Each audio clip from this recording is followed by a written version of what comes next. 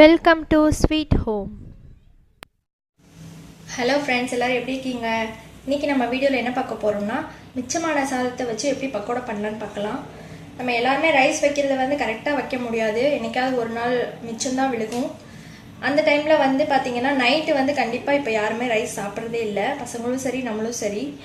So இப்போ வந்து நம்ம அந்த ரைஸை வச்சு பக்கோடா செஞ்சோம்னா ஈவினிங் டீ டைம் ஸ்நாக்ஸுக்கு நம்ம யூஸ் பண்ணிக்கலாம். அது இன்றைக்கி எப்படி பண்ணான்னு நான் உங்களுக்கு சொல்லித்தரேன். இதுக்கு தேவையான பொருட்கள்: 1 கப் ரைஸ் எடுத்திருக்கேன். 1 கப் ரைஸ்க்கு வந்து 1/2 கப் கடலை மாவு, ஒரு 2 மீடியம் சைஸ் வெங்காயம் நீளமாக நறுக்கி வச்சுருக்கேன், ஒரு சின்ன துண்டு இஞ்சி வந்து துருவி வச்சுருக்கேன், ஒரே ஒரு பச்சை மிளகா குட்டி குட்டியாக நறுக்கி வச்சுருக்கேன், கொஞ்சோண்டு பெருங்காயம், ஒரு சின்ன லெமன் பீஸு, மிளகாத்தூள், சோம்பு, டிஷ்க்கு தேவையான அளவு உப்பு, கருவேப்பிலை, அதுக்கப்புறம் கொத்தமல்லி. வாங்க நம்ம இப்போ எப்படி பண்ணலான்னு பார்க்கலாம். ஒரு பக்கம் நான் எண்ணெய் காய வச்சுருக்கேன். இந்த எண்ணெய் காயறதுக்குள்ளேயே நம்ம வந்து பக்கோடாவுக்கு பரட்டிக்கலாம். ஃபஸ்ட்டு ரைஸ் எடுத்துக்கலாம்.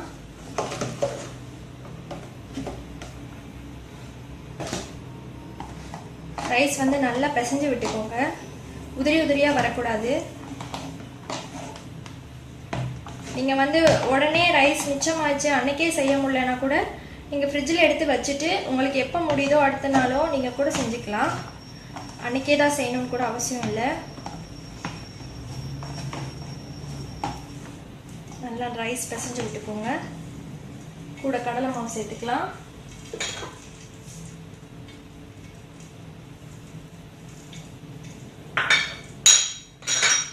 துருவின இஞ்சி,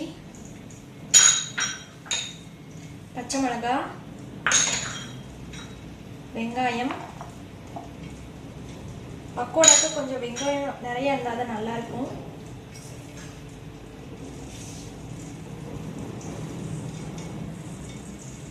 மிளகாத்தூள், சோம்பு, உப்பு சேர்த்துக்கிட்டேன். இப்போது கொத்தமல்லி, கருவேப்பிலை குட்டி குட்டியாக பிச்சு வச்சுருக்கேன், அதையும் போட்டுக்கிறேன். கொஞ்சோண்டு லெமன்.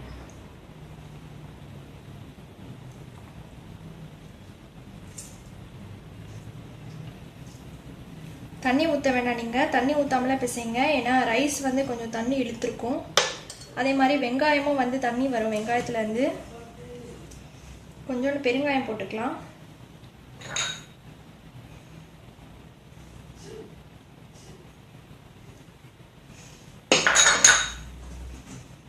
நல்லா பிசைஞ்சு விட்டுக்கோங்க.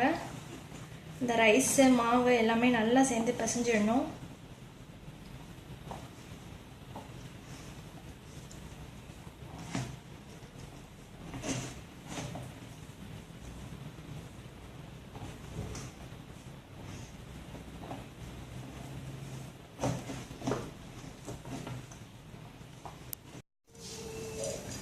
ஓரளவுக்கு மிக்ஸ் பண்ணியாச்சு. இப்போ காயிற எண்ணெயிலேருந்து ஒரு 2 ஸ்பூன் எண்ணெய் எடுத்து ஊற்றிக்கலாம்.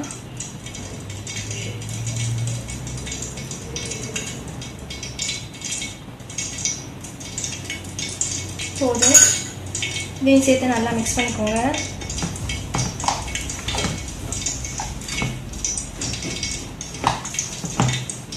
தண்ணியே சேர்க்கல நான், இதுவே கரெக்டாக இருக்குது. இன்னும் நம்ம தண்ணி சேர்த்தோன்னா வந்து பக்கோடா மாதிரி வராது. அப்புறம் இப்போ எண்ணெய் நல்லா காஞ்சிடுச்சு. பக்கோடா போடலாம். நம்ம சும்மா கையில் எடுத்து அப்படியே ஊற்றி விட்டுக்கோங்க.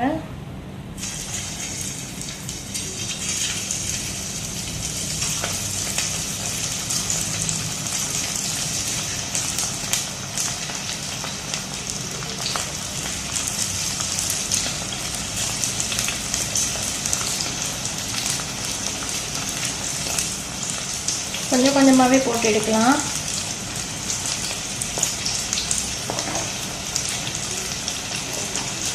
சீக்கிரம் ரெடி ஆகிடும் இந்த ஸ்நாக்ஸு. நம்ம எண்ணெய் காரதுக்குள்ளே எல்லாத்தையும் பரட்டி போட்டு எடுத்துடலாம். ரொம்ப நேரம்லாம் எடுக்காது.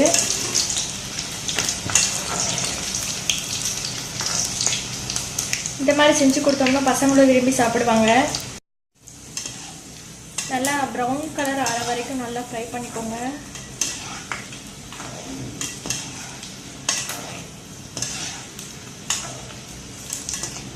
நல்லா மொறு மொறுன்னு இருக்கும் சாப்பிட்றதுக்கு. குழந்தைங்கள்லாம் நிமிஷத்தில் காலி பண்ணிடுவாங்க.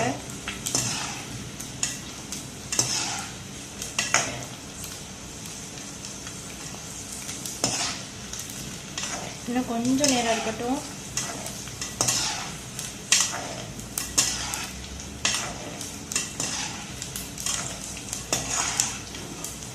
பாருங்க எப்படி ரெடியாக இருக்குன்னு பக்கோடா. நம்ம பக்கோடா எடுத்துடலாம். டிஷ்யூ பேப்பரில் மாற்றிக்கோங்க.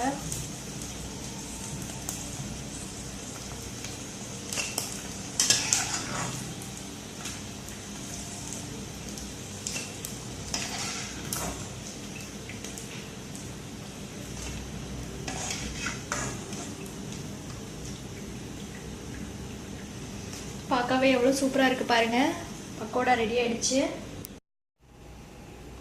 நம்ம பக்கோடா இப்போது சூப்பராக ரெடி ஆகிடுச்சு. மொறு மொறுன்னு சூடான காஃபி கூட பக்கோடா வச்சு சாப்பிட்டா சூப்பராக இருக்கும்.